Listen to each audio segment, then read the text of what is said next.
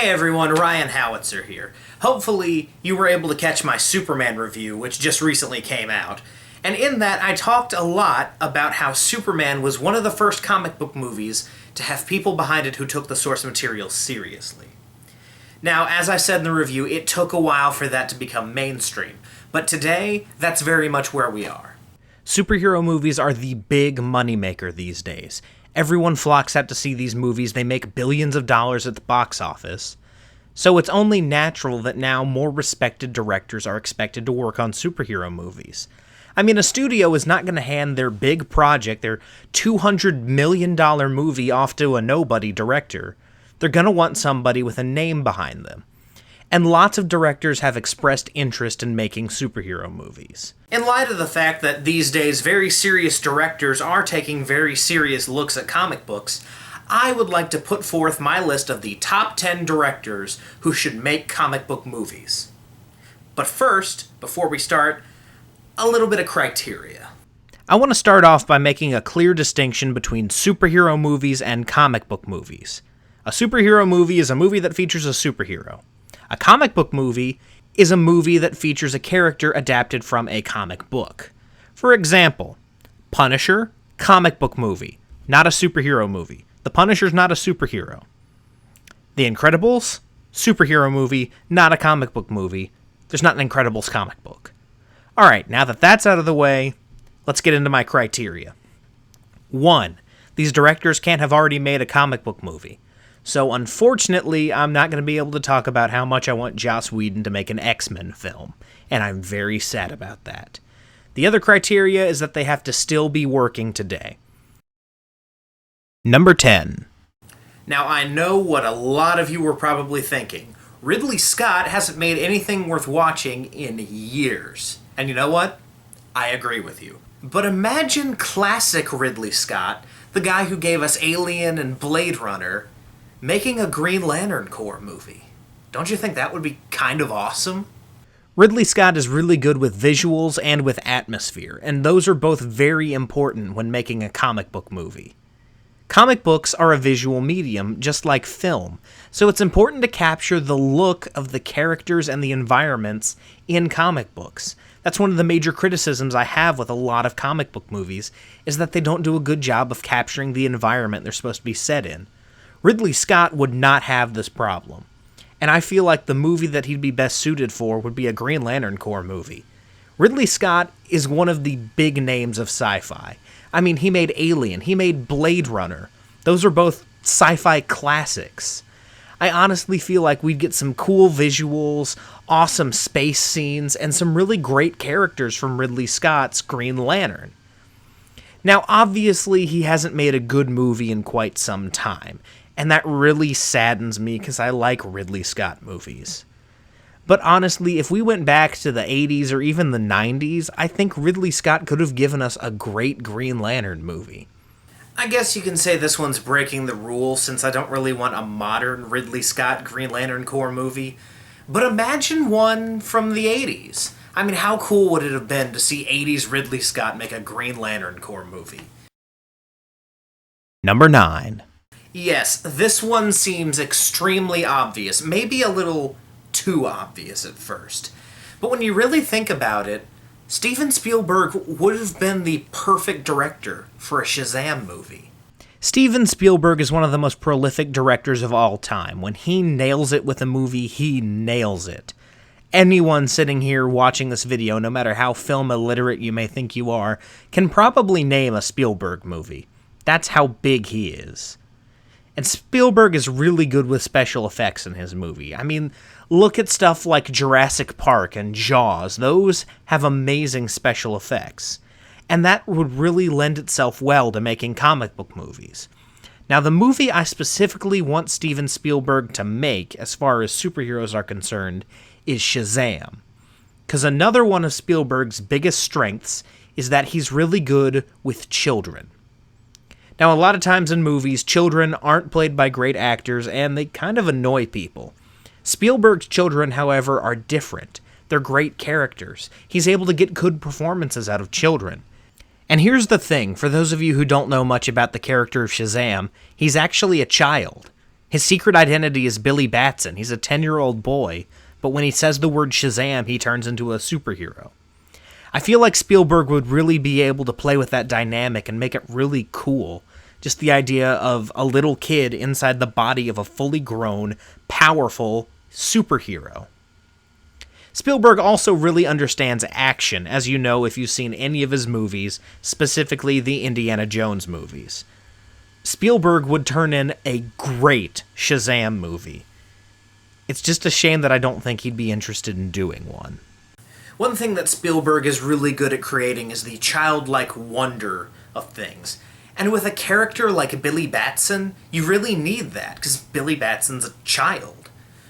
I just feel like Spielberg, with his understanding both of action and the minds of children, would give us a really great Shazam movie, even today, despite the fact that he doesn't really do much. Number 8. If you remember my X-Men videos, then you'll probably remember that at one time James Cameron was attached to an X-Men project. And you know what? I really think James Cameron would have delivered on that project. Let me take you back to the early 90s, which might be kind of hard because I wasn't born then, but hey, I've heard the stories. Anyway, Terminator 2 was a big deal when it came out in 1991, and so was Aliens in 1986, just 5 years earlier. Who was behind both of those? James Cameron. James Cameron was a Hollywood A-lister, probably the Hollywood A-lister at this time. He'd go on to make Titanic just a few years later. Now, you know who else was really big at this time? The X-Men. Jim Lee was on X-Men at this time, and it was probably their most prolific time as a team. I mean, they had Wolverine, Cyclops, Jean Grey, Storm, Beast, Rogue, Gambit. It was just awesome. The 90s X-Men is my favorite lineup of X-Men, and not just because I grew up watching the TV show. Anyway, I really think if James Cameron at this time had made an X-Men movie, it would have been really awesome. And if you remember back to the Magneto Hyper time, he was gonna make an X-Men movie at some point. It's just a shame that he never got around to it. Now, in addition to being a very talented visual director, Cameron is also very good at dialogue. A lot of his characters have very good interactions with each other. I mean, think about the interactions that John Connor and the T-800 had in Terminator 2. Or think about the banter the Marines had in Aliens. Imagine that, but with the X-Men. I mean, the X-Men at this time had a lot of angst, and there was a lot of friendly rivalries and some infighting. This would have been amazing. And we would have gotten some really cool visuals. I mean, imagine James Cameron's Sentinels. That just would have been awesome. I'm really bummed that he didn't get to make his movie. If James Cameron had been able to combine the awesome action and effects that we saw in Terminator 2, and the awesome camaraderie and friendly rivalry, banter, dialogue of the Marines and Aliens, he probably could have given us a really great early 90s Jim Lee, Chris Claremont X-Men movie. Number 7. I've really liked Guy Ritchie ever since I saw the Robert Downey Jr. Sherlock Holmes movies, whatever you may think of those. And I really think that he'd be a cool director for superhero movies, specifically either a John Constantine feature or even a Batman movie. Guy Ritchie's a very stylistic director, and he definitely carves out his own little niche, his own unique style that you can see in all of his movies across the board. He favors a lot of freeze frames and slow motion, and I feel like that would really lend itself well to a comic book movie. He could probably achieve what Ang Lee was trying to do in his Hulk movie, but do it about 1,000 times better. Now, another thing Guy Ritchie is really good at portraying is the London criminal element, and that really lends itself well to the character of John Constantine. In addition to being a magic practitioner, Constantine's a con man. He really does kind of walk in the criminal element of England, Liverpool specifically, although he does venture into London quite a bit. Ritchie would really be able to bring out the punk rock sensibility of the character of Constantine, and probably give us a really cool looking movie visually as well. And he'd do really well with the character, too. All the characters, in fact. I really do think that Constantine would be right up Guy Ritchie's alley. Now, another thing we saw from Guy Ritchie, specifically in his Sherlock Holmes movies, and what it looks like we're going to see in his adaptation of The Man from U.N.C.L.E., is that Guy Ritchie really understands how to do an action sequence really well. I feel like that, mixed a bit with his kind of gritty, grim realizations of cities, would make him a good candidate for Batman, too. Although Batman is currently in the very capable hands of Ben Affleck, it looks like, for his next solo movie. So let's just leave Ritchie with Constantine, who I feel like he'd be much better suited for. Number 6. As I've mentioned before, there was a time when George Miller was going to make a Justice League movie. However, I don't think that he's as well suited for Justice League. I think he's more suited for a character like Wolverine. If you should know George Miller for anything, it's 1, Mad Max, and 2, almost making a Justice League movie. Now, while I would be really interested to see his take on the Justice League, I honestly think Miller would be a better fit for Wolverine. Take a look at Mad Max, for example. Mad Max is, at its core, the story of a tortured wanderer. Wolverine is a tortured wanderer when he's not hanging out with the X-Men. George Miller could do wonderful things with the character of Wolverine, and if you've seen Mad Max Fury Road, you know he can do those things even without dialogue. He's really good at conveying the emotions of his characters even when they're barely speaking. Now, another thing George Miller is really good at is action scenes. And if you're making a Wolverine movie, you had better be good at the action scenes. We've seen Wolverine movies with bad action scenes. No thank you. Let's not have any of those. Another thing that I think would make Miller interesting is he's probably the director most likely to put Wolverine in the yellow spandex. I mean, he's really not shy about the weird stuff. If you've seen any of the Mad Max movies, you know he pretty much fully embraces weird imagery. Honestly, George Miller would be the perfect director for the perfect Wolverine movie, and he could pick just about any era to set it in, and it would still be great. He could do an Old Man Logan movie, and it would be great. He could do the Japan saga, and it would be even better than the one we got from James Mangold. He honestly could tackle any era of Wolverine, any costume, and still nail the character, the action scenes, and the imagery. If you haven't seen Mad Max Fury Road, George Miller's most recent movie, I highly recommend you do. It's amazing. But think about the character of Max, a dangerous, angry loner wandering the world, getting himself into trouble. Does that sound familiar to anybody else? Number 5. Before Paul Verhoeven thought that he would be a good director for erotic thrillers, which, let's be honest, nobody's a good director for that awful, crappy genre, he made some really great, kind of irreverently funny, really awesome, visceral, gory sci-fi movies. He was responsible for Total Recall, RoboCop, and Starship Troopers. So I think he would be perfect for the main man, Lobo. The way I see it, Lobo and Paul Verhoeven have two major things in common: over-the-top hyper-violence and satire. Paul Verhoeven's movies are very, very gory and filled with satire. Just look at Total Recall or RoboCop and even Starship Troopers. They're full of social satire. And they're also full of extreme, blow-up-heads hyper-violence. Lobo himself is a satire character. His creator intended for him to be a combination of the Punisher and Wolverine and to be an over-the-top parody of the two of them. Verhoeven, especially in the mid to late 90s, and Lobo, when he was at the height of his popularity in the mid to late 90s, would go together like bread and butter. I'm honestly really surprised that there was never talk of a Lobo movie, and that no one ever talked to Paul Verhoeven about making a Lobo movie. It just seems perfect. If I had some kind of time machine that I could take back to the mid-90s and convince Paul Verhoeven to make a Lobo movie, I totally would do that. I'd probably also stop off and see how little baby Ryan was doing, but I digress.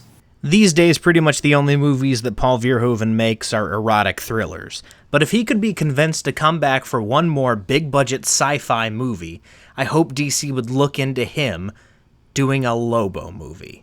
Because, as I've already said about 1,000 times now, it would be the most metal, awesome thing ever. The main man deserves to be in a movie. and I honestly think Verhoeven would be the perfect choice to bring him to life. Number 4. Yes, to the surprise of all of my longtime viewers, I'm mentioning Clint Eastwood without mentioning Batman. Yes, shock of all shocks, I'm talking about Clint Eastwood without mentioning Batman. And yes, while I think that back in the day Clint Eastwood would have made a great Batman, I think even today Clint Eastwood could make a really great 70s crime drama Daredevil movie. Fox was going to make one before they turned the rights back over to Marvel, and I really think that had they done so, they should have talked to Clint Eastwood. Although that project had a director and a writer all its own, and I'll get to it eventually, but honestly, if they gave it to Clint Eastwood, it would have been amazing. I mean, a crime drama set in the 70s featuring Daredevil, directed by Clint Eastwood. I mean, Eastwood would be able to nail the Daredevil stuff, the courtroom stuff, the mob stuff, all of it. Honestly, Clint Eastwood would make an amazing Daredevil movie. Clint Eastwood does a great job when he's working within a period. I'd love to see him go back to the Dirty Harry days of the 1970s and see what he could do with the character of Daredevil, because I feel like he'd give us something really special there. Number 3. A lot of people think that David Fincher would be a great director for Batman, especially since his buddy Ben Affleck is now Batman, as I've mentioned probably 5 times in this video. However, I think there's another comic book character that's probably better suited for Fincher's style, and that character is the Question. Now, the Question isn't a very well-known comic book character. He's actually pretty obscure, so I'll give you a little bit of background. His real name is Vic Sage, and he's an outspoken and very aggressive investigative journalist with very libertarian politics. The Question first became The Question when he was investigating a scientist who was selling a false skin called pseudoderm that was meant for medical purposes to third world countries without telling them that there was a risk of toxicity. In order to avoid exposing himself, he uses this artificial skin as a mask, and he even uses a gas along with it that bonds the mask to his face and changes his hair color and the color of his clothing. It gives him this really weird faceless look, and as the Question, he doesn't really fight crime so much as he fights the institutions that politically he believes are wrong. An investigative journalist with a political agenda who puts on a faceless mask, a trench coat, and a fedora, and goes out and beats criminals to a pulp? How is that not already directed by David Fincher? I feel like David Fincher was absolutely born to make a Question movie. There's no doubt about it. This character feels very much in the same vein as the characters in Seven or Zodiac or even Fight Club. Fincher could absolutely nail the character of the Question. He'd probably make one of the best comic book movies of all time if he decided to adapt the Question. Honestly, I'm really excited about this, and David Fincher has expressed interest in making movies for DC Comics. I really hope that they consider him for the Question. Number 2. Martin Scorsese doesn't seem like the type who would adapt a costumed comic book character to the big screen. However, I really think that a character like The Punisher would be well within Scorsese's wheelhouse. Take a look at the movie Taxi Driver, then take a look at The Punisher. You'll see a lot of similarities there. And honestly, it's those similarities that make me feel like Martin Scorsese would make a really good Punisher movie, because I feel like he already understands the character of the Punisher. His movies are also known for being pretty brutal, which a Punisher movie needs to be brutal. You can't have a Punisher movie that's not rated R, honestly. A PG-13 Punisher wouldn't work. You need a director who's going to be willing to just not pull punches and give 100% graphic over and over and over on screen. I even think if you teamed him with Garth Ennis as the writer on the movie, you'd get something very close to what Garth Ennis gave us in his comic book.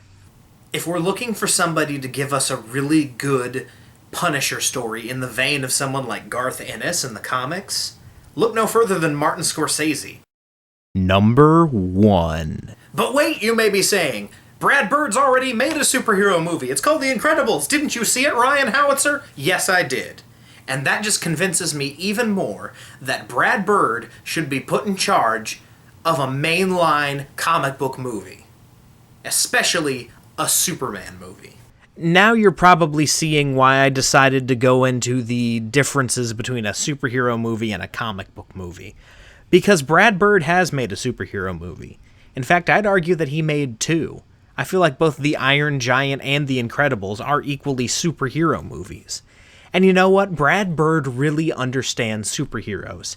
He gets the emotions that play into being a superhero in most of the comics, and they show up really well in The Incredibles. I mean, The Incredibles is practically like Watchmen for kids. It's really something special. But the one movie that I really want to point to is one of my favorite movies of all time, The Iron Giant. In that movie, the giant takes on the persona of Superman, and in the end ends up sacrificing himself to save this town and even the world. Brad Bird understands Superman perfectly. He gets all the emotions of Superman. He gets all the heart and the soul that should go into a Superman movie. And honestly, he's a really good live-action director as well as an animated director.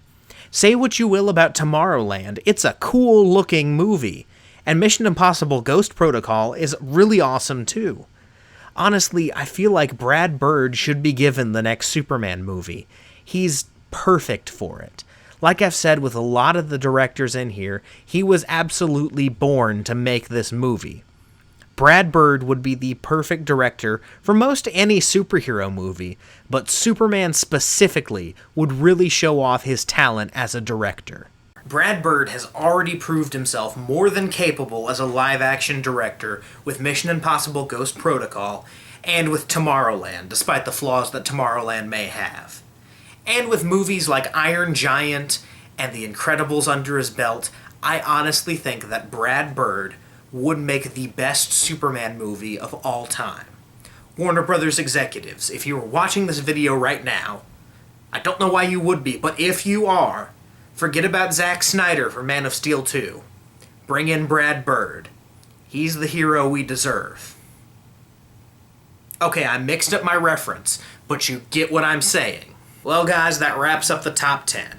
But if you feel like I missed anybody, put it in the comments. If you feel like some of these directors would be better suited for other comic book movies, put it in the comments. If you disagree with me, keep it to yourself. So until then, guys, I'm Ryan Howitzer. Excelsior, true believers, and I will see you.